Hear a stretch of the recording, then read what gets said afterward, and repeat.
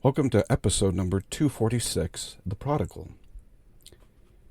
And he said, A certain man had 2 sons. The younger of them said to his father, Father, give me the portion of goods that falleth to me. And he divideth unto them his living. Not many days after, the younger son gathered all together, took his journey into a far country, and there wasted his substance with riotous living. And when he had spent all, there arose a mighty famine in the land, and he began to be in want. And he went and joined himself to a citizen of that country, and he sent him into his fields to feed the swine. And he would fain have filled his belly with the husks that the swine did eat, but no man gave unto him. And when he came to himself, he said, How many hired servants of my father have bread enough and to spare, and I perish with hunger? I will rise, go to my father, and say unto him that I have sinned against heaven and before thee. I am no more worthy to be called thy son. Make me as one of thy hired servants. And he arose and came to his father. But when he was yet a great way off, his father saw him, and had compassion, and ran and fell on his neck, and kissed him. And the son said unto him, Father, I have sinned against heaven, and in thy sight, and am no longer worthy to be called thy son. But the father said to his servants, Bring forth the best robe, and put it on him, and put a ring on his hand, and shoes on his feet. Bring forth the fatted calf, and kill it, and let us eat, and be merry. For this my son was dead, and is alive again. He was lost, and is found. And they began to be merry. Now his elder son was in the field, and as he came and drew nigh to the house, he heard music and dancing, and he called to one of the servants, and asked what these things meant. And he said unto him, Thy brother is come, and thy father hath killed the fatted calf, because he hath received him safe and sound. And he was angry, would not go in. Therefore came his father out, and entreated him, and he answered, said to his father, Lo, these many years I do serve thee, neither transgressed I at any time thy commandment, and yet thou never gavest me a kid, that I might make merry with my friends. But as soon as this thy son was come, which hath devoured thy living with harlots, thou hast killed for him the fatted calf. And he said unto him, Son, thou art ever with me, and all I have is thine. It was meet that we should make merry, and be glad, for this thy brother was dead, and is alive again, and was lost, and is found. The parable of the prodigal son is perhaps one of the most famous parables of the Savior. Now, today I'm going to take this story out of its usual context. We normally see a selfish, young, entitled man take his portion of his inheritance and waste it on things of little to no value. We see a young man lacking understanding run to sin the first moment he gets a chance to get out of the house. And yes, the word prodigal does give that away a little. The meaning of the word is lavish or reckless spending. He took that which his father intended to give to him to support a family, and his choice of work, and he simply spent it in careless ways. And so we tend to place anything or anyone that appears reckless or rebellious as something akin to the prodigal. It is the natural man who runs to pleasure, once given just a little freedom, we say. We are often far too quick to judge the actions of another and to assign our own intentions to those actions. We say, he knows better than that. She was raised better than that. One of the major problems with judging another person's actions is the simple fact that we don't know the why or the heart of the person. And this is why the Savior stated that we really should not judge. Now, we need to be able to make judgments and take actions, but our judgments of other people should be limited and filled with mercy. For instance, I tend to think that every person who speeds by me on the freeway, running in and out of traffic, is an arrogant young man or woman with no regard for the safety of others. Or every weaving car is another distracted young woman looking at her phone. And my wife reminds me frequently, it could be a young father just trying to get to the hospital. And maybe that person doesn't always look at their phone, but an emergency has just occurred. Now, is my judgment more accurate? Maybe. But does it really matter if I assign selfish intentions to a situation? But does that really matter if I assign selfish intentions to a situation where I have very limited information and don't know the driver? What should matter is that I should give the benefit of the doubt to the situation and apply mercy rather than judgment. And that brings me to the story of the prodigal. We are not told why the prodigal did what he did. Intent is only assumed in the word prodigal, and perhaps riotous living. Although those are fairly broad intentions, we assume that he is simply spoiled and needs to learn an important lesson about family and righteous living. We make assumptions about his rebellious and selfish nature, saying he was raised better. We judge him before we know him, and simply by what we see from the outside. We have no understanding of what is occurring in his heart and mind, and that is really where the story begins. I admit that I don't see the prodigal in just one way, and I never really have. Given that I have experienced bipolar on a moderate to severe level during my life, this young man could have easily been me. Now, I don't experience bipolar in that way anymore. It's more residual depression and anxiety brought about by a long-term illness. But when I read this story, in some ways I can certainly see myself. What if, instead of simple rebellion, this young man or woman was experiencing symptoms of mental illness? Could you tell the difference? One of the signs of bipolar is at times reckless spending. What some may term as riotous living may simply be signs of mental health struggles. I often felt as though I wanted to be somewhere else rather than at my own home. That was not because my home wasn't wonderful. It's just part of the illness. I have since learned that this desire to be somewhere else is actually part of the illness, a physical manifestation of trying to get away from the emotional problems and start anew. Those suffering also tend to self-medicate and to dull the pain and suffering. This can also be seen as rebellion rather than self-medication that needs a doctor and helpful medication. Now, how does this change the story for those of us who suffer, and not just with bipolar, but depression and anxiety? So often individuals with mental health concerns are tagged with the prodigal sign. Our actions can seem strange and even riotous living to others. How we interact, manage, and medicate our problematic emotions can make us seem like your best friend and your worst enemy all at the same time.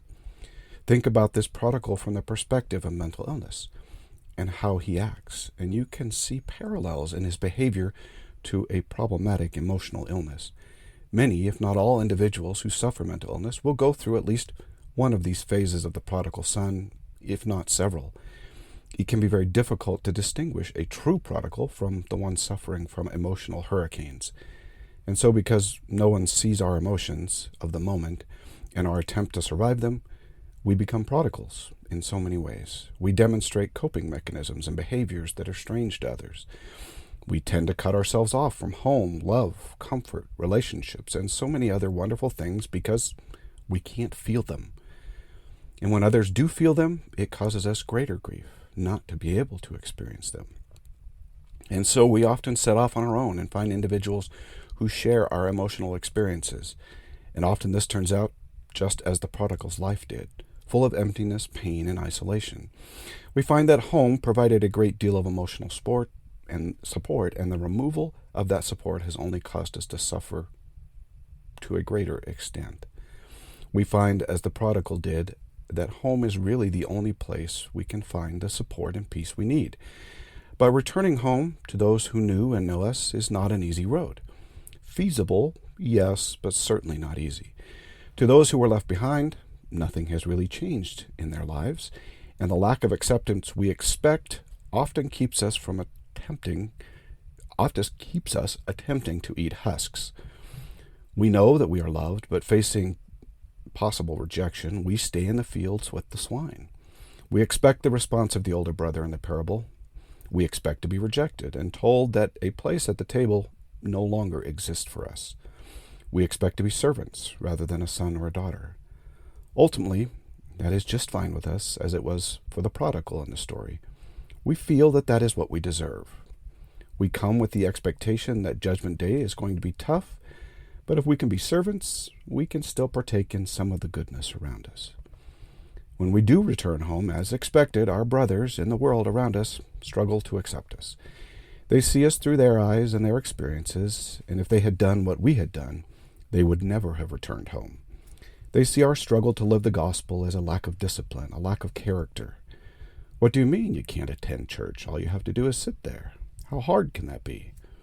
They see us struggling with things they do not and cannot understand. This is the older brother in the story. He sees the world through his own eyes and character, and simply cannot understand anything outside of his experience. When the prodigal returns, the brother is naturally out tending to family business. And his response is not one of compassion because he can't or won't understand that something may exist outside of another he can't fully comprehend. When he complains to the father about his brother, he enumerates all the good things that he has done as evidence of his worthiness over his brother. The fatted calf should have been his because he deserved it and disciplined himself for it. His brother had done nothing to merit that calf that the brother had raised. But we see in the brother a lack of compassion, a desire for retribution, a call for judgment. However, we don't see understanding, love, kindness, acceptance, or mercy. And in some ways, perhaps every way, this is also part of the natural man. Justice without mercy, punishment without full understanding. The brother didn't even know that his younger sibling had offered to be a servant, recognizing that acceptance may not have been possible for him at the family level. I admit, many times having felt very similar at times about returning to old wards and places where my emotional challenges were on display. Interestingly, the father did not denounce the rhetoric of the older son. It was true that the older brother had been disciplined and had done his father's will, and that he would be blessed for it. The father did not diminish the older brother's claim on that part. He even stated that everything that he had would be given to him. His reward or his status was not diminished because his brother had returned. What the father wanted the brother to see was that it was not about the fatted calf, the family business, or even that heavenly reward. He wanted him to understand that we each have a road to travel in life. We each have been given a very specific set of trials to face. The older brother's trials were not the same as his younger brother. But accepting the younger brother back into the family did not diminish the older brother's efforts in the slightest. Forgiving the wrongs, perceived and actual, did not diminish his family, the older brother's reward, or anything to do with the older brother. Yet we who suffer know that the big brother from the parable awaits us. Our illness tends to cause relationship issues, broken promises, broken lives, and so many other difficulties. We can continuously feel prodigal in our nature. Looking at the righteousness of the older brother, we are reminded of our weakness and lacking nature. We are reminded that we don't belong. We have cast ourselves out for a reason. It is better that way. We will just hurt and disappoint more people. We accept the role of prodigal in our lives. Maybe the Lord can just give us a small portion of the terrestrial kingdom and we can live out our lives away from the judgmental gaze of our older brother. Our weakness, and often the righteous gaze we feel, cause us to take upon us the role of this prodigal. But what we learn from the story is that both individuals are wrong in their perceptions and roles. The sins of the older brother are noted by the Savior as actually greater than the prodigal. He has stated that those unwilling to forgive, forget, and demonstrate compassion are possessed of a greater sin. By his very actions, the older brother has placed himself outside of the nature of Christ. He has judged where he had no authority to judge and condemned where he had no right to condemn. He was comparing salvations, which is a terrible problem. The prodigal also had a perception problem. He did not understand the love of his father or his ability to accept and continue to include him in the family. He did not understand that while his actions caused grief and suffering, that did not constitute a final condemnation. The prodigal did the exact same thing as the older brother, but in different ways. They both condemned and judged someone when it was not their right to do so. So many times in our lives when we battle this mental and emotional illness, we disappoint, dishearten, and cause destruction in our most cherished relationships. Yet we assign ill intent where none exists. The question you should always be asking yourself, is this really a symptom of my illness, or is this truly who I am? The answer to that question is almost always the illness. And yet we learn so much by our illness. One of the great lessons, and perhaps the greatest lesson we learn in life, is to live compassionately and mercifully, with kindness towards those who appear to be wandering in strange paths, or shouting from elevated buildings. Our illness can teach us so much about love and compassion. It can teach us forgiveness of others and how to build up rather than to tear down.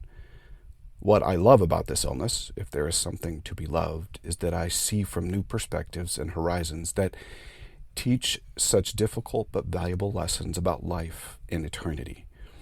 Yes, you have probably seen yourself as a prodigal, and maybe someone has stated as much. Maybe you think that a heavenly home just isn't feasible for you. Maybe you think that you just don't belong anywhere, that hope is really lost. And yet that perception is entirely wrong as the prodigal was about his father's reaction, and as right as he was about his brother's hostility. There is no possible way that a loving father would give such a difficult trial and not provide ample support and forgiveness to allow for the illness. It wouldn't be just for him to do so, as he would be condemning you through something not of your own will. The Father's love and acceptance in that story is the real truth of the matter. Many prodigals who think, I will never be accepted, never find a seat at the table, and many older brothers will refuse to enter into the house. If I could impart one thing, one small particle of knowledge that I know about mental and emotional illness, I would state emphatically that the perception of the prodigal was wrong. You have a heavenly home and a pathway to get there, and a path that includes a great deal of mercy and even some backtracking if necessary. You are worthy to be called son and daughter. You will find a loving father, mother, and Savior standing waiting for you to come and sit with them a while and talk. And you will be offered everything the Father can give. And I hope with all my heart that you see yourself as the Father does in that story. May He bless you to see so. Until next week, do your part so that He can do His.